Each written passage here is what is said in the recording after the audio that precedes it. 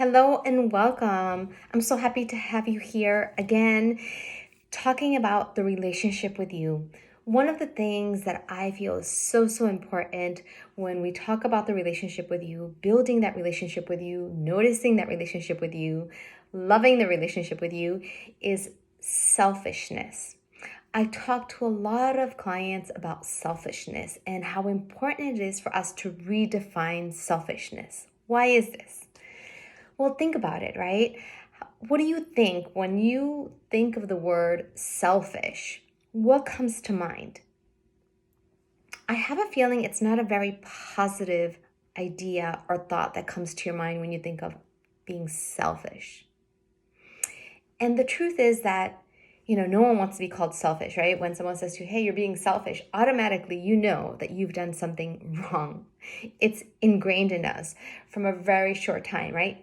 Share your toys, right? When we're kids, like, don't forget to share, don't be selfish. Share, don't be selfish, right? So we grow up learning that this word, this very powerful word, is something that we do not want to be qualified as or described as, right? Selfish. But what I believe and what I teach my clients is that it's important to be selfish. It's important to be selfish. Why?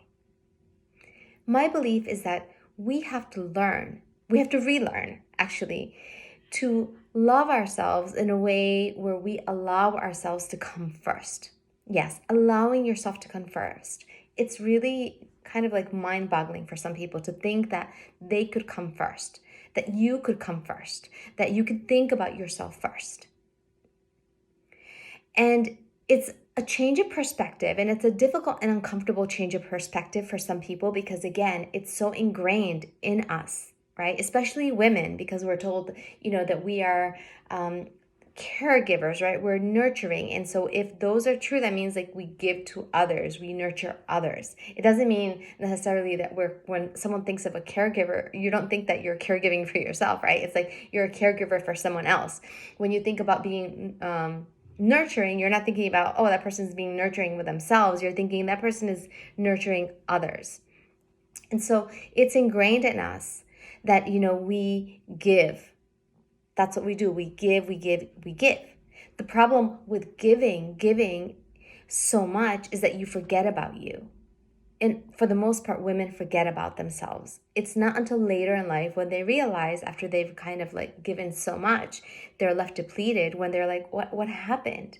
And when I help them come to the awareness that they've been giving, they haven't been selfish. They haven't been thinking about themselves.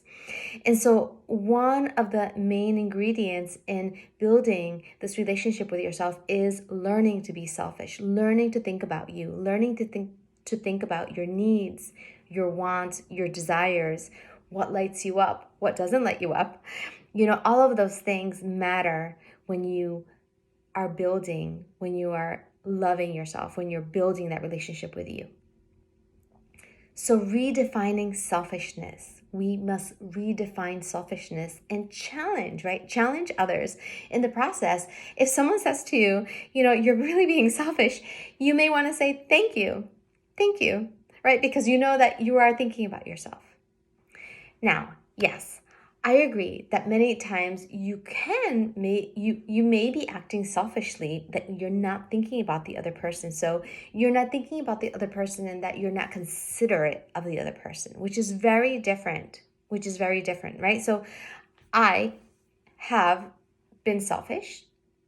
I have not been considerate of other people's feelings, or I've been thinking more about what's important for me and what feels safe for me versus what I can give to someone else, for example, right? So we can be selfish in that, we can close ourselves to just thinking about what feels comfortable for us and not allowing ourselves to give to others, right? So that's one way where I feel like I've definitely have fallen into that category, and I've learned that I don't want to be selfish in that way. But it is only in that way, where I can say, yeah, that's not a great idea for me, right? I want to be open to others. I want to be open to giving, and I don't have to just think about myself. I can think of others, right? So it's a process of me opening myself up. But it doesn't mean that I stop thinking about myself. It doesn't mean that I still don't want to feel good about what I give myself. It doesn't mean that I still don't want to satisfy myself, fulfill myself, or be happy with myself, and pay attention to myself, right? So it's important to distinguish the selfishness that, people go around talking about as if, it were a bad thing. And again, it's important to distinguish, if we could be being selfish in a way that's not considering others, or we're closing ourselves to someone else. But we could also be selfish in a way that benefits us and others, right? So when you think about, the love that you can give yourself, when you think about, what, I'm going to do this that feels good for me right now. I'm not going to do this other thing that maybe someone wants me to do. I guess someone could be saying you're selfish, right? Because you're thinking about yourself. Yes, you're thinking about yourself because you're thinking about what is good for you. And whenever you choose you and what feels good for you, that is benefiting you, it's also benefiting someone else. So that is what can help you determine or distinguish. If you are being selfish in a way where you're not being considerate of someone, or where the actions of, you thinking about yourself is not benefiting someone else, then you can be like, yeah, maybe that's not the best way for me to be right now. So that's one way that you can think or distinguish whether the selfishness is serving you or not, right? Because I feel like, again, the word, it's tricky, right? It can get confusing. But I think those are the two main instances where you can be like, okay, I don't want to be selfish in those instances. But for the most part, it's okay for me to be selfish. It's okay for me to think about myself. Because if I'm saying yes to me, like 90% of the time, it's going to also benefit someone else. It's this trust. Remember, we talked about trust in the first video? It's this trusting that by saying yes to me, I'm benefiting so many other people, right? It's not, if I say yes to me, it means I'm saying no to someone else. Yes, well, it does mean that you're saying no to someone else.